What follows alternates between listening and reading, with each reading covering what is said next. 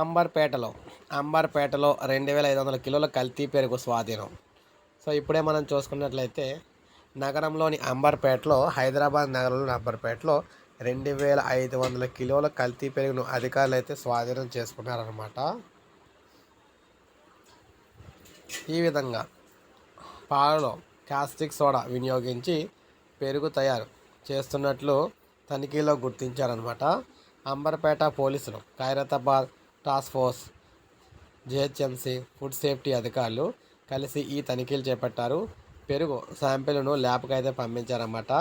So ఈ విధంగా మనం చూసుకున్నట్లయితే కల్తీ పెరుగు అయితే అవుతుంది. ప్రజలందరూ కూడా గమనించాలని చెప్పేసి చెప్పడం అయితే జరిగిందనమాట. హైదరాబాద్లోని ఈ దందా జరుగుతుంది కాబట్టి ముఖ్యంగా హైదరాబాద్ ప్రజలందరూ కూడా చాలా జాగ్రత్తగా ఉండాలని చెప్పేసి చెప్తున్నారు.